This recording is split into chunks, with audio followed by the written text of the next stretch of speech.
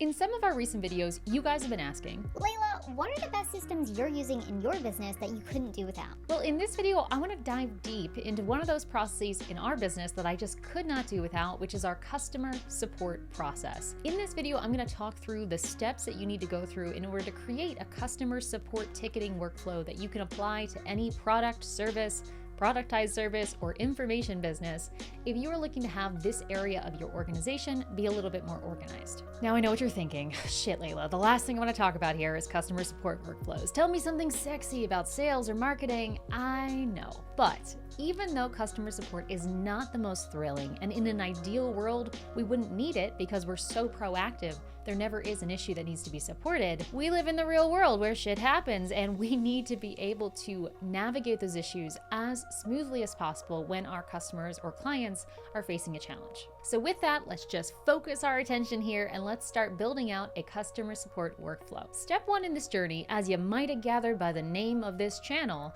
is gonna have to do with process. In this case, what we're talking about is the ticket and resolution process for how you want to handle customer issues. This is not going to be talking about software or specific people. No, all we want to outline in this step is what do we want to have happen or need to have happen to resolve the kinds of issues that we have come up. Here's an example of one. Up at the very top, we have a client facing an issue. This is the first step of our process. And at the bottom, we have the issue or ticket resolved. We've got our start and our stop of our process. If you're following along right now, please write this on a piece of paper. What's the start? What's the stop of your support process? If you don't have one, just pick, okay? We'll be filling it in together. Once we have our start and our stop, we can start outlining the steps that get us from point A to point B. That's all this process step really is. So let's think in our mind's eye what we need to have happen. What I have outlined here is currently what ProcessDriven's kind of basic support ticket process is for tickets that are submitted. Client faces an issue, they send it in through one of our channels, which I'll talk about in a moment. The support team here at ProcessDriven tries to validate, meaning confirm that the issue is happening, replicate it, meaning try to figure out what circumstances cause it to happen, and then figure out ways to solve it. We've either found a solution or we found a better question to ask, and we start going through this loop until ultimately a problem is solved. Once the solution's resolved, we notify the client and close out this ticket for our particular system here. The cool thing about our journey is that we track all of this stuff in one spot, so that way if an issue happens again in the future, we know to just look up past records and can learn from our past mistakes or past errors so we can identify patterns and quick solutions. If you are looking to build out your support ticketing system, I would suggest creating a chart like this one for yourself. It doesn't have to be complicated. You don't need a cool tool like Whimsical like I'm using here in order to do it. Grab a piece of paper and map out these steps. Ooh, and a little pro tip here for anyone who is gonna map this out along with me here. Make sure you include a fork in the road or an option for self-service in your support ticketing system. I know today we're gonna be talking about, there's an issue, we need to resolve it. But just because it needs to be resolved does not mean it always needs to be resolved by a human on your team or yourself figuring out the issue. If a client is facing an issue, there's also a likelihood that they could find the answer themselves if we make it apparent and easy. And if that's something you'd be interested in, these kinds of self-service support systems, make sure you factor that into your workflow, which is kind of what I'm showing here. Okay, so given all that, have you been able to map out your process so far? Maybe? Okay. If you need more guidance, we've got a video up here that shows an example of a chart to just dive a bit deeper, but I'm gonna assume you're good, and we're gonna move on to step 2. Step 2 of the process is gonna be defining our metrics or figuring out what success is measured by in this process. Some of the common ways to measure success in a support or ticketing environment would be something like tickets per minute, meaning how fast are we moving through these? Tickets per customer, which is how often do we need to have support? Happiness or customer satisfaction score, which would speak to the quality of the interaction with the agent. And 4, churn, meaning the net result of the support engagement. If you are support on pre-sales, did it result in a sale? If you are support on membership renewals, did it lead to a renewal? Those kinds of pieces. If you are a company that really values support interactions as a way to build positive experiences with your customers, if the customer is always right in that traditional sense, it's probably going to be that happiness number. If you're somebody that knows support is going to happen and you're just focused on let's just get through them and respond as quickly as possible, maybe speed is what we want to have. When we evolve this process over time, we will probably be tracking all of these in some way. So we've got the push and the pull and see how one influences the other. But because we are human and prioritization helps us, I'd like you to pick just one as the most important for you right now. Next up, we're at the third step of our support ticketing adventure, which is going to be choosing our channels. All this means is figuring out how you'll get to the beginning of the process. So if I go back to this example here, you see how the client faces the issue and then eventually they submit a ticket. How does that happen? That how piece, the platforms and functions, is what we're talking about with the channels question. While there are a lot of options out there, there are really three primary categories of support channels you can take advantage of. The first one is a message. This is basically like a letter that someone can either text in, email in, write in, that tells you some information, and you use that information to treat it like a support ticket. If you are someone that has a support email address and people email you when they have an issue, you are likely in the message category. One common example we might all relate to of what this system looks like is a vet, right? I just had to get my dog's vet records for boarding, right? I just had to contact my vet in order to get my vet records. And to get them, I had to just email their email address and say, hey, can you give me the vet records? And they would email it back. That was a messaging system. The second channel we have for support is a conversation. And this is the highest touch, most kind of expensive to deliver option, but it also provides a very personal experience. The conversation example would look like somebody being in communication with yourself or a member of your staff about an issue that they're having. If you are working out at the gym and you go up to the front desk and say, hey, the machine's not working, that's a conversation form of a support ticket. Or to go back to the vet example, if I just called up my veterinarian and said, hey, can you mail me my records? That's a conversation. Conversational methods are going to be really helpful for those higher end services or for folks where they're dealing with brick and mortar physically in the same spot or time sensitive issues. Now, the third option, and one you're probably most familiar with in the traditional ticketing sense, is a form. A form is exactly what it sounds like. It is a structured data entry area where you fill in a bunch of information about yourself, your issue, what's going on, and that is what kicks off the support engagement. Support forms are most commonly used by technology companies or anyone dealing with a high volume of support tickets. To go back to that vet example, if there was a form on the vet's website where I could request my vet records by clicking a button and entering my email, that would be a form example. The advantages of forms are that they allow you as the recipient of the issue to have consistent context and formatting. It'll make sense to you because you're requiring certain information that you need to know. The last thing you want is for someone to call in with an issue, but then you don't ever get their contact number or you can't understand their address that they rattle off to you, and so you don't have enough info to resolve the issue. With a form, you ensure that you have all of the stuff you need. The problem is, with a form, we all know what it feels like to fill in a form, right? Not exactly the most fun. And a lot of the times this can feel very much like a hassle, that it's adding extra work to the customer's plate to have to do something so structured. Ultimately, many methods of customer support will use a blend of these methods, but if you are just getting started with your support workflow, I would strongly encourage you to choose just one.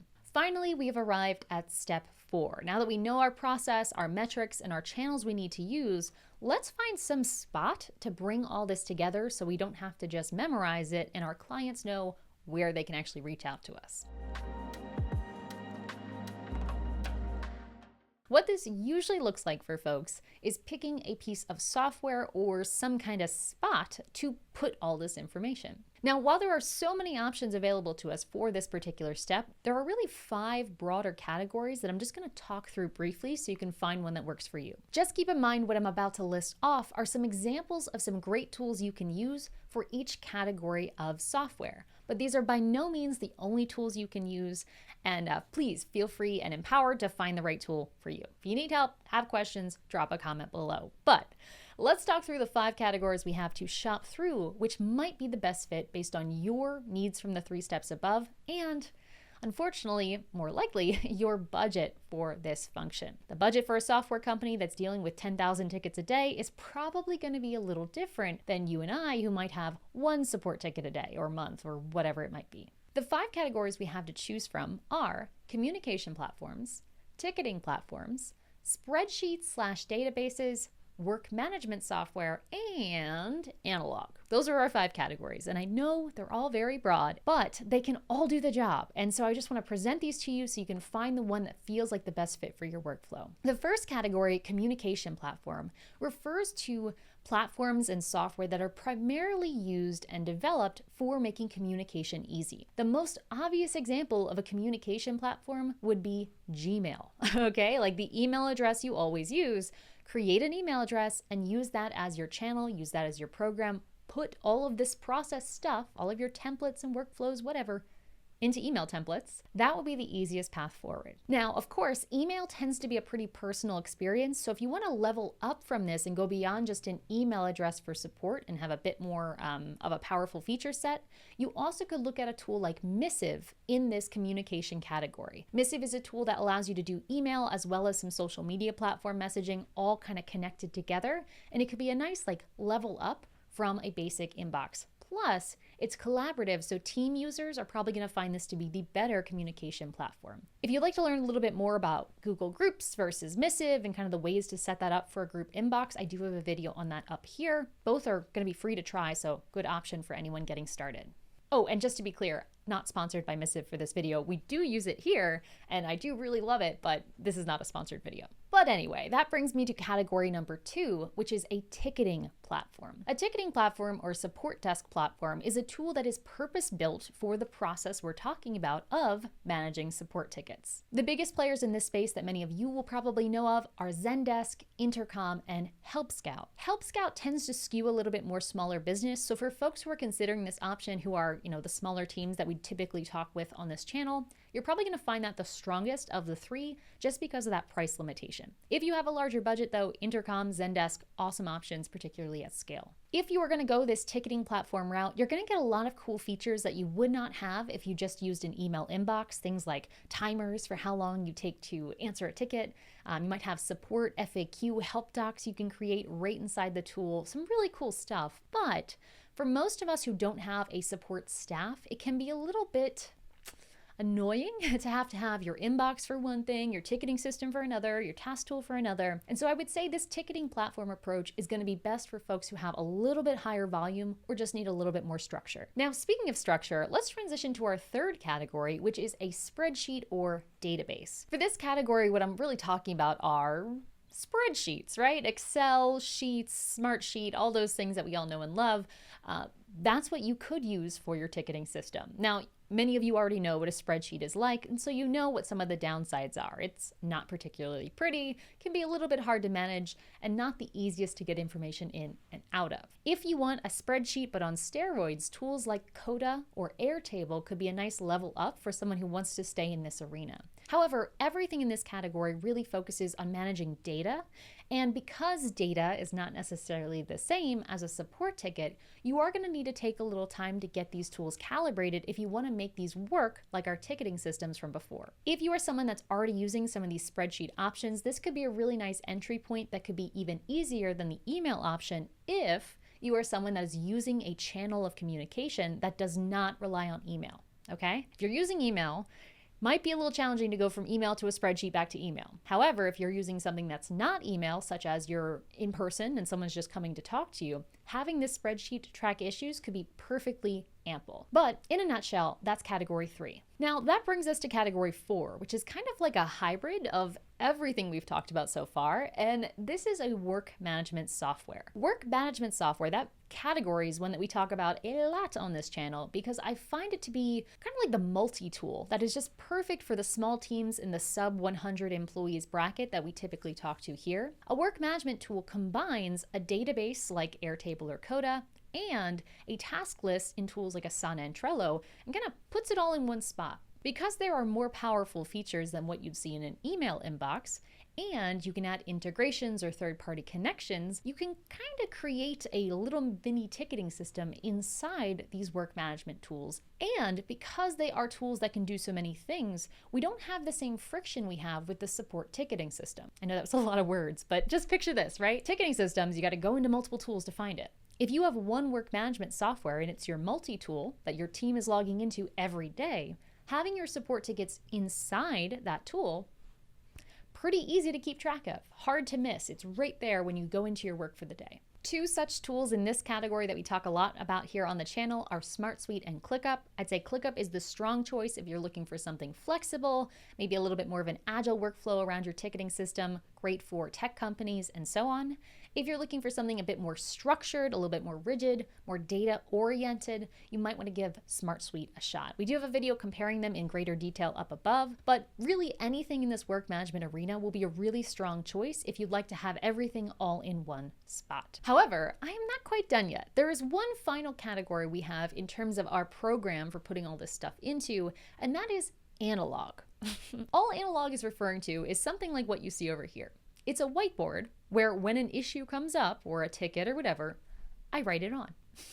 Similarly, you could have a piece of paper, and every time an issue comes in, you fill out that piece of paper or you print a new copy and you put it on your desk. Now, I know for many of you, the software talk I went through earlier on in these examples probably made your eyes glaze over. So if that was you, remember these two options, paper or whiteboard. Perfectly valid and a great way to get started, particularly if you're working with an in-person team or in a physical retail environment where, everyone can see the same thing. Now for the elephant in the room. What exactly do we do here? I've given you a bunch of options. I've given you the 4 steps. When you're done, what does it look like? Well, here's how we handle support issues here at ProcessDriven. When a client has an issue, they have 2 options available to them, kind of like in that process map I showed previously. They can either reach out to us directly by submitting a ticket, or they can use the self-help articles we have on our website. So that means we have 2 channels of support currently. We've got email as an option and a form that we can have embedded that folks can submit that adds right into our work management system. And yes, that means the way that we are managing most of our tickets right now are through our work management software. Currently, what we're using is ClickUp for our support ticketing system. That's not to say other options aren't great. This is just what we're using right now. Inside here, we have the forms that you saw above. And what this does is create tasks or tickets inside our work management software for managing each step. These tickets are used internally and externally to communicate with our support team. In this case, you see that we actually have 2 questions that are internal, meaning other team members need help on something, for the support team here. As issues move through the resolution process, they can get closed out, and then they are added into the historical record that we can search for in the future. However, we have a separate track when it comes to email-based inquiries, and that looks something like this. We use Missive, the tool I talked about earlier, to collect email-based inquiries in a collaborative inbox that our entire team can see and work together on. If an issue is going to take more than just one sitting, like a 10-minute write a quick response, we'll then create a ticket just to be able to track the longer term resolution of it. But in most cases, email-based inquiries are resolved right in the inbox and closed out. On the final note of what we use as metrics here at ProcessDriven, we actually do indeed use multiple. We track number of tickets per customer, so tickets per month over the customers during that period of time. We track feedback on a per reply basis. And we also have a third metric that is tracking our overall response time. Our goal is to have all tickets responded to in 1 business day. Our external promise is 2 business days, but we're overachievers.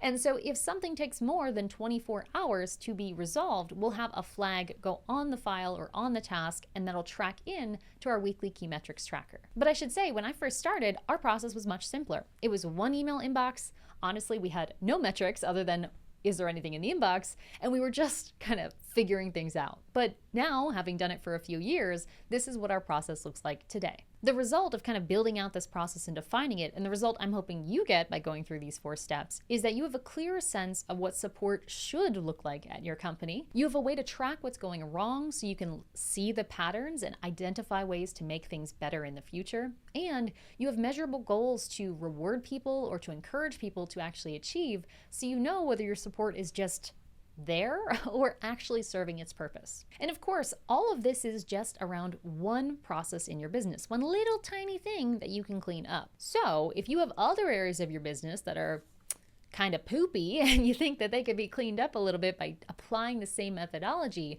go through the same process, or join us inside our program where we go through exactly that. Inside our program, we go beyond what you just saw in this video here, and we go in depth over how to define your processes, map out each step, equip that process with things like templates, SOPs, and automations, and do whatever you can to really monitor and optimize the systemization of your operations as a whole, both in support, sure, but also every other area of your business, because there's a lot of stuff to do, and there's a lot of stuff we can optimize to get some more efficiency today. If you're someone who wants to turn the chaos in your business into proactive process, check out the description below for info on how to work with us on this. But otherwise, you might want to check out this video next here to learn a little bit more about how you can start equipping at least the basics today.